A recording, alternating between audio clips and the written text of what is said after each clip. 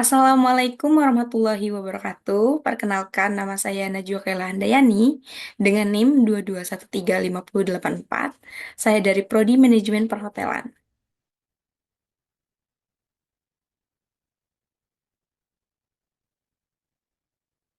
Baik, kali ini saya akan menjelaskan mengenai modul 9 dari mata kuliah pengantar coding dengan materi array.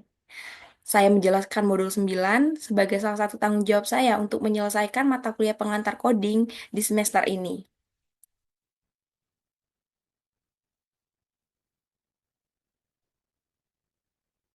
Yang pertama, pengertian array.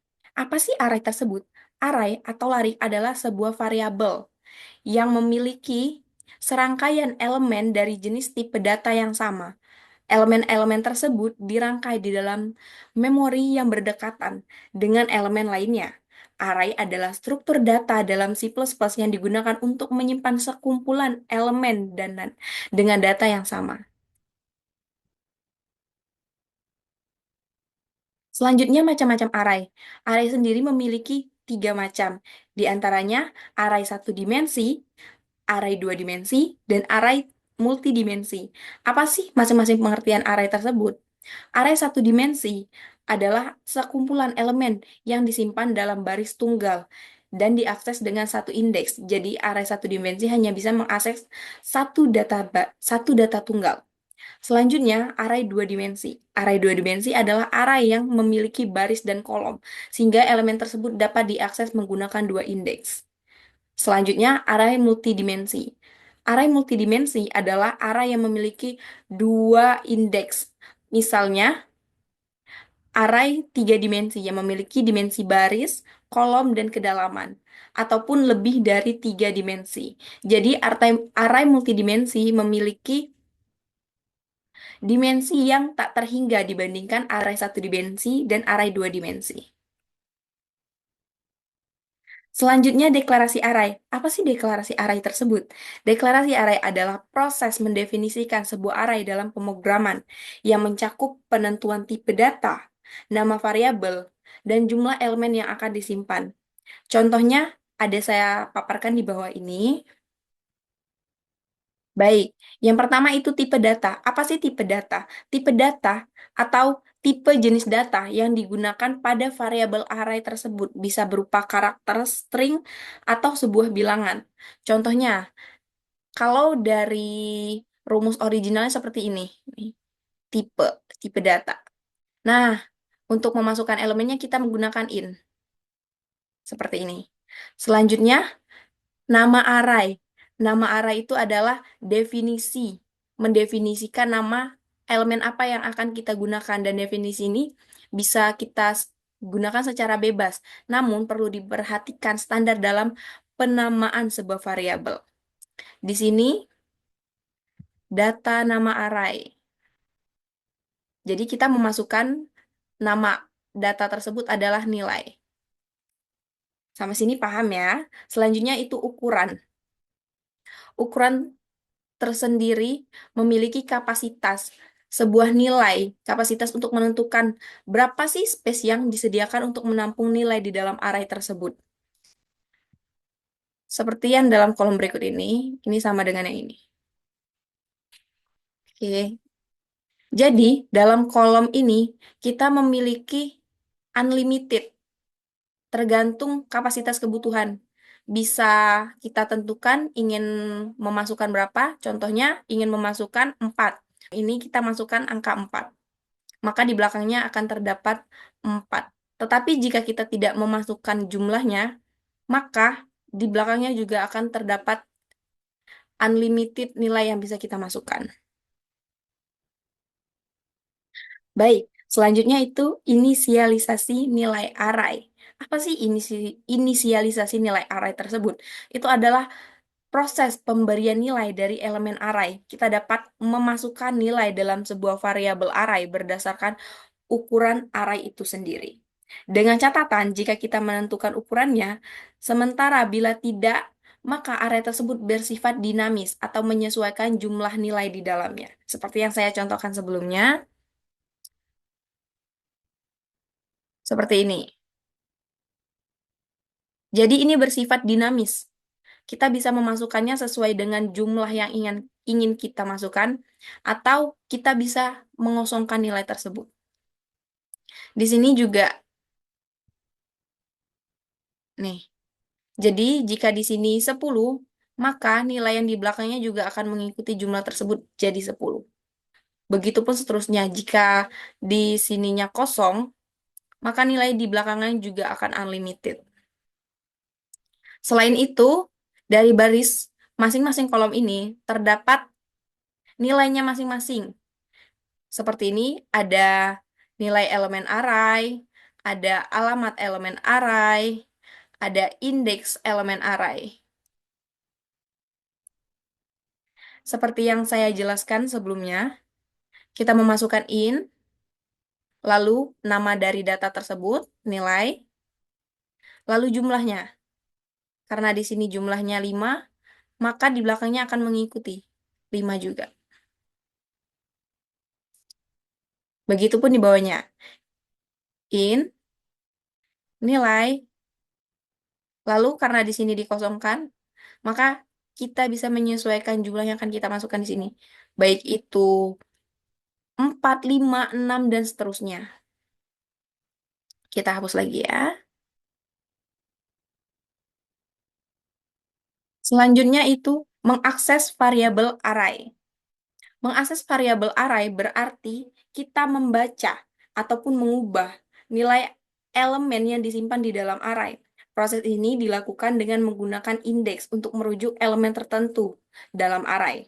Contoh, jika berdasarkan array yang kita buat di atas dan kita ingin mencetak 2 dan 15, maka indeks yang diakses adalah 0 sampai dengan 3.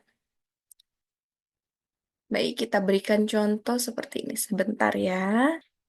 Jika ingin mencetak nilai 2 dan 15, ini, maka indeksnya adalah 0 dan 3. Itu maksudnya gimana sih? Karena nilai 2 berada pada indeks 0. Jadi ini kita hitungnya ini 0. Ini 0. Lalu 15 adalah indeks ketiganya. Jadi 0, 1, 2, dan 3. Jadi indeks tiganya adalah 15. Oke, sampai sini paham ya? Dapat dilihat berdasarkan hasil output ketika mengakses array dengan indeks ke 0 dan ketiga, maka yang ditampilkan adalah nilai di dalam indeks tersebut, yaitu 2 dan 15.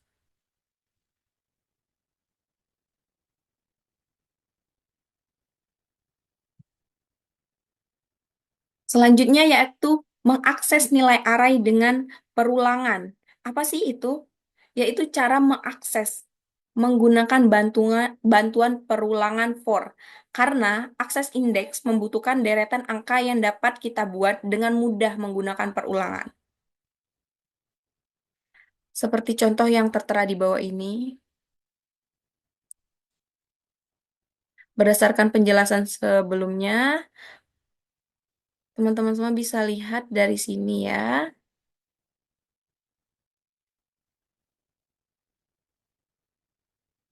Ini ada hasil outputnya 2, 4, 9, 15, dan 22. Benar ya, ada 5.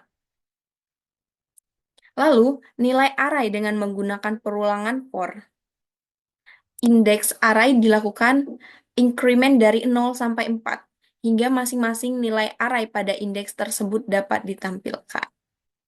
Bisa diperhatikan contoh di sebelah sini.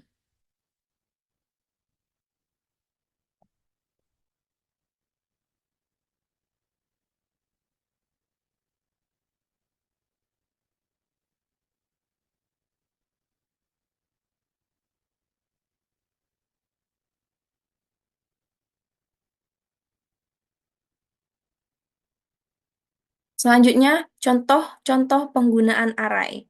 Yang pertama ada penggunaan array dalam C++.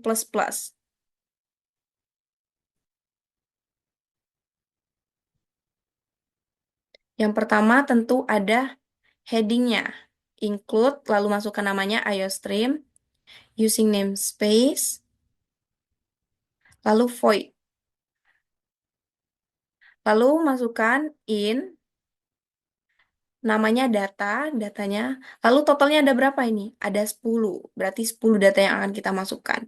Ini ada keterangan saya masukkan sebelah sini.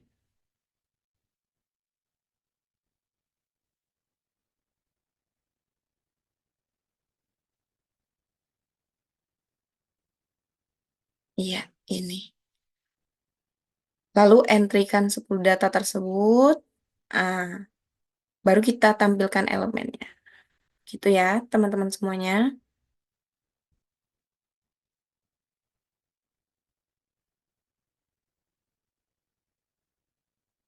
Selanjutnya itu contoh program untuk menampilkan data array dari hasil inisialisasi. Di sini ada include, IOStream, using namespace, seperti yang sebelumnya. Program untuk mencari data dari array dan menampilkan nomor elemennya.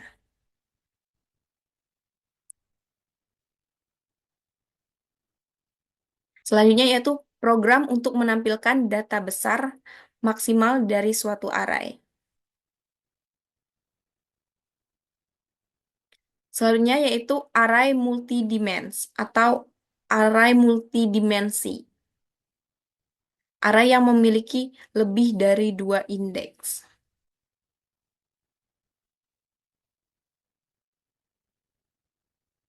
Baik, dari PPT yang saya sampaikan dapat diambil kesimpulan bahwa array atau larik adalah sebuah variabel yang memiliki serangkaian elemen dari jenis tipe data yang sama. Array terdiri dari beberapa jenis, yaitu array satu dimensi, array dua dimensi, dan array multidimensi. Dalam mengakses array, digunakan nomor indeks array yang dimulai dari 0. Selanjutnya, mengambil panjang array bisa dilakukan dengan menggunakan fungsi siezov yang merupakan fungsi yang terdapat dalam bahasa C atau bisa juga digunakan menggunakan kelas template pada bahasa C++.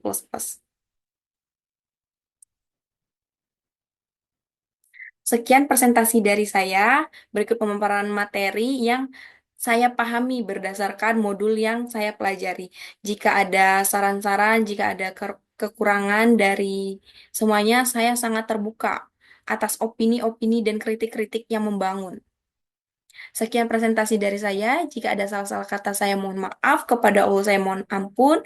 Saya juga berterima kasih kepada dosen pengampu mata kuliah pengantar coding kali ini atas kesempatan dan ilmu yang diberikan kepada saya untuk mempelajari mengenai dasar-dasar dari pengkodingan.